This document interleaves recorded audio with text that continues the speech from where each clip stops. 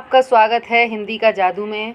आज हम बसंत बुक का 13वां पाठ बाज और सांप पढ़ने जा रहे हैं। प्रस्तुत पाठ में दो प्राणियों के जीवन एवं उनके जीने और सोचने के ढंग का वर्णन है।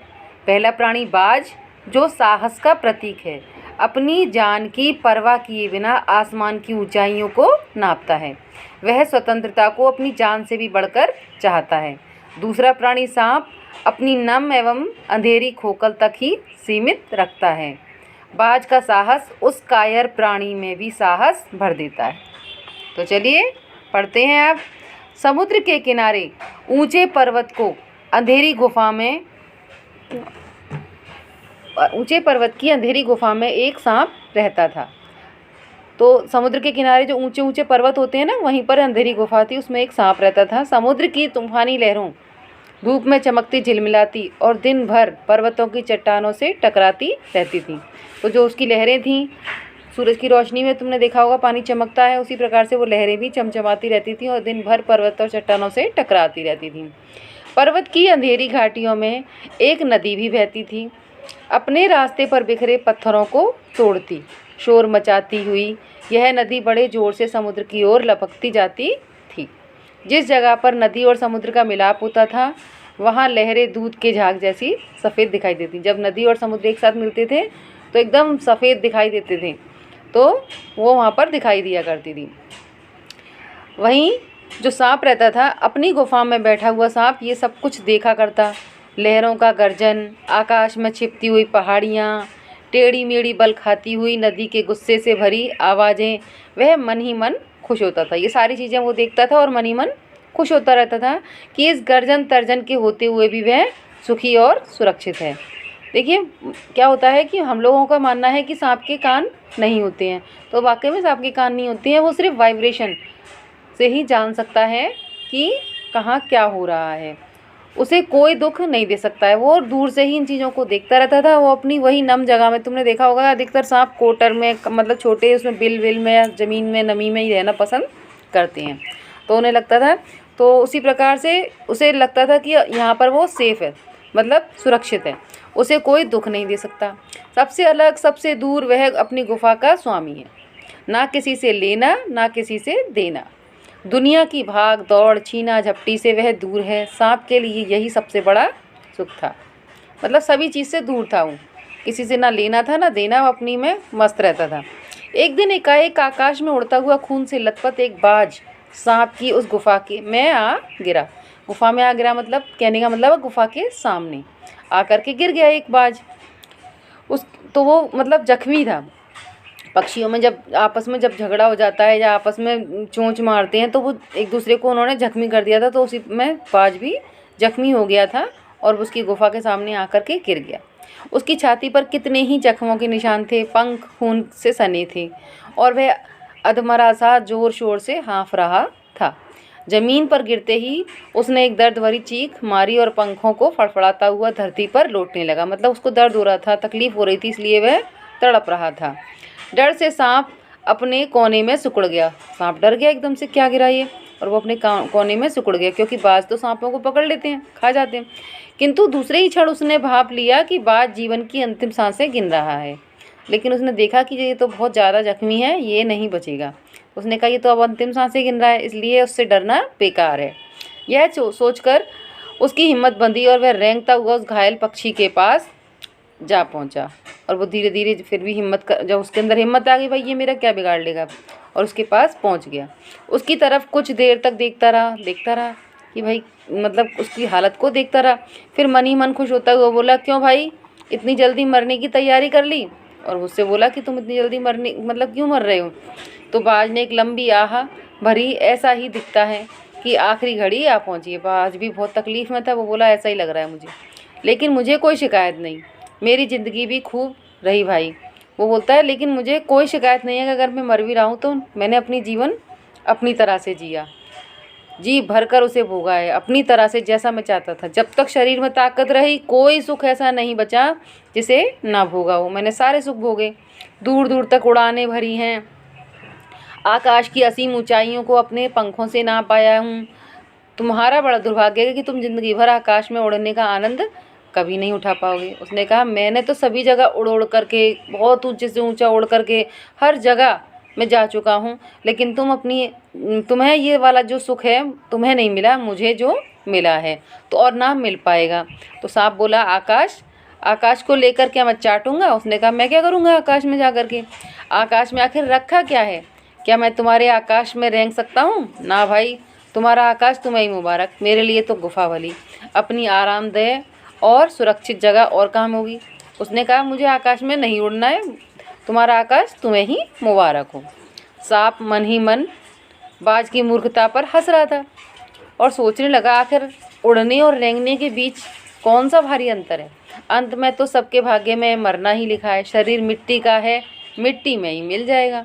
अचानक बाज ने अपना झुका हुआ सिर ऊपर उठाया, उसकी दृष्टि सांप की गुफा के चारों ओर घूमने लगी। वो गुफा के चारों तरफ देखने लगा। चट्टानों में पड़ी दरारों में से पानी गुफा में टपक रहा था। चट्टानों पर पानी मतलब दरारें आ रखी थी और उसमें से जो पानी था वो निकल जाके उसमें मतलब गुफा के अंदर जा रहा था।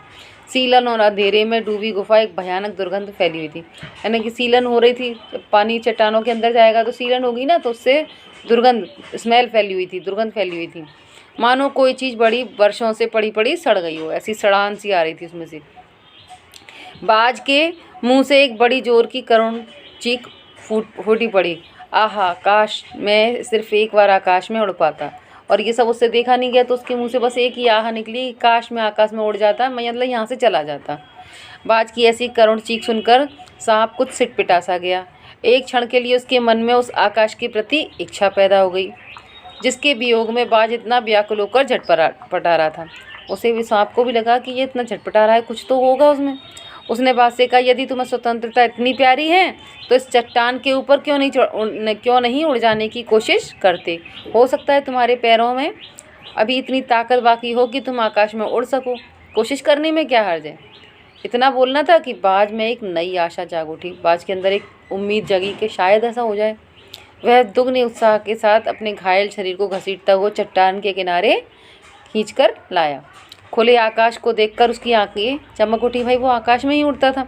उसने गहरी लंबी सांस ली और अपने पंख फैलाकर हवा में कूद पड़ा, किंतु उसके टूटे पंखों में इतनी शक्ति नहीं थी कि उसके शरीर का बोझ संभाल सके। उसके पंख टूट चुके थे और वो बिल्कुल बेकार हो गए थे, निस्तेज हो गए थे, इसलिए उसके शरीर का बोझ वो नहीं उठा सके। पत्थर सा उसका शरीर लुढ़कता हुआ नदी में जा गिरा। एक लहर ने उठकर उसके पंखों पर जमे खून को धो दिया और थके मांदे शरीर को सफ़ेद फैन से ढक दिया। फिर अपनी गोद में समेटकर उसे अपने साथ सागर की ओर ले चली, यानी कि वो मर चुका था और वो उसी में बहता चला गया। लहरें चट्टानों पर सिर धुनने लगीं, मानो बाज की मृत्यु पर आंसू बहा रही हों। जो लहरें थीं उन्हें बड़ा दुख हुआ कि देखो बाज, मतलब एक साहसी बाज की मृत्यु हो गई। धीरे धीरे समुद्र की असीम विस्तार में बाज आंखों से ओझल हो गया। धीरे धीरे बहते बहते जाने वो कहाँ निकल गया। चट्टान की खोखल में बैठा हुआ सांप बड़ी देर तक बाज की मृत्यु और आकाश के लिए उसके प्रेम के विषय में सोचता रहा। तो सांप जो था वो जब बाज मर गया तो उसने सोचा कि बाज आखिरी समय तक आकाश को याद करता रहा। ऐसा क्या था, आकाश में उड़ने से उसे क्या मिल गया था, उसके बारे में वो सोचता रहा। आकाश की असीम शून्यता में ऐसा क्या आकर्षण छिपा है जिसके लिए बाज ने अपने प्राण गंवा दिए। वह खुद तो मर गया लेकिन मेरे दिल का चैन अपने साथ ले गया। न जाने आकाश में क्या खजाना रखा है। एक बार तो मैं वहां जाकर उसके रहस्य का पता लगाऊंगा, चाहे कुछ देर के लिए ही हो, कम से कम इस आकाश का स्वाद तो चख लूँगा, ये सांप सोच रहा था। ये कहकर सांप ने अपने शरीर को सिकोड़ा और आगे रेंगकर अपने को आकाश की शून्यता में छोड़ दिया। धूप में क्षण भर के लिए सांप का शरीर बिजली की लकीर सा चमक गया। धूप में सांप जो था चमकने लगा, किंतु जिसने जीवन भर रेंगना सीखा था वह भला क्या उड़ पाता। जो जीवन भर रेंगा ही है वो उड़ कैसे पाता। नीचे छोटी छोटी चट्टानों पर धप से सांप जा गिरा। छोटी छोटी चट्टानें थी नीचे, उन पर जाकर के वो गिर गया। ईश्वर की कृपा से बेचारा बच गया, नहीं तो मरने में क्या कसर बाकी थी। सांप हंसते हुए कहने लगा और उसने अपने आप को उड़ने के लिए शरीर को चट्टान से नीचे गिराया, लेकिन वो गिर पड़ा और वो बोला कि मैं तो मरते मरते बच गया। सो उड़ने का यही आनंद था। आनंद है भर पाया मैं, यही आनंद है भर पाया मैं तो पक्षी भी कितने मूर्ख हैं। धरती के सुख से अनजान रहकर आकाश की ऊंचाइयों को नापना चाहते थे, किंतु अब मैंने जान लिया कि आकाश में कुछ नहीं रखा, केवल ढेर सी रोशनी के सिवा वहाँ कुछ भी नहीं। शरीर को संभालने के लिए कोई स्थान नहीं, कोई सहारा नहीं, फिर वे पक्षी किस बूते पर इतनी डींगे हाँकते हैं। किस लिए धरती के प्राणियों को इतना छोटा समझते हैं। अब मैं कभी धोखा नहीं खाऊंगा। मैंने आकाश देख लिया और खूब देख लिया। बाज तो बड़ी बड़ी बातें बनाता था, आकाश के गुण गाते थकता नहीं था। उसी की बातों में आकर मैं आकाश से कूदा था। ईश्वर भला करे, मरते मरते बच गया। ये सारी बातें कौन सोच रहा था? सांप। अब तो मेरी यह बात और भी पक्की हो गई है कि अपने खोखल में बड़ा सुख और कहीं नहीं है। धरती पर रेंग लेता हूँ, मेरे लिए यह बहुत कुछ है। मुझे आकाश की स्वच्छंदता से क्या लेना देना। ना वहाँ छत है, ना दीवारें हैं, ना रेंगने के लिए ज़मीन है, क्योंकि उसने शुरू से जैसा जीवन जिया था उसे वही प्रिय था। मेरा तो सिर चकराने लगता है, दिल काँप जाता है। अपने प्राणों को खतरे में डालना कहाँ की चतुराई है। ऐसी बातें सांप सोच रहा था। सांप सोचने लगा कि बाज अभागा था, जिसने आकाश की आज़ादी को प्राप्त करने में अपने प्राणों की बाजी लगा दी। किंतु कुछ देर बाद सांप के आश्चर्य का ठिकाना नहीं रहा। उसने सुना चट्टानों के नीचे एक मधुर रहस्यमय गीत की आवाज़ें उठ रही हैं। पहले उसने अपने कानों पर विश्वास नहीं हुआ, किंतु कुछ देर बाद गीत के स्वर अधिक साफ सुनाई देने लगे। वह अपनी गुफा के बाहर आया और चट्टानों के नीचे झांकने लगा। सूरज की सुनहरी किरणों में समुद्र का जब नीला जल झिलमिला रहा था, तो चट्टानों को भिगोती हुई समुद्र की लहरों में गीत का स्वर फूट रहे थे। लहरों का यह गीत दूर दूर तक गूंज रहा था। सांप ने सुना, लहरें मधुर स्वर से गा रही थीं, हमारा यह गीत उन साहसी लोगों के लिए है जो अपने प्राणों को हथेली पर रखे हुए घूमते हैं। चतुर वही है जो प्राणों की बाजी लगाकर जिंदगी के हर खतरे को बहादुरी से सामना करे।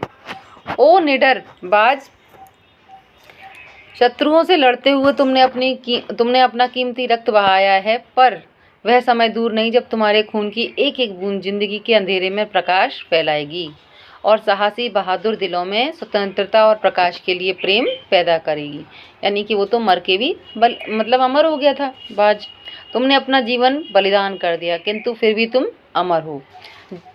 जब कभी साहस और वीरता के गीत गाए जाएंगे, तुम्हारा नाम बड़े ही गर्व और श्रद्धा से लिया जाएगा।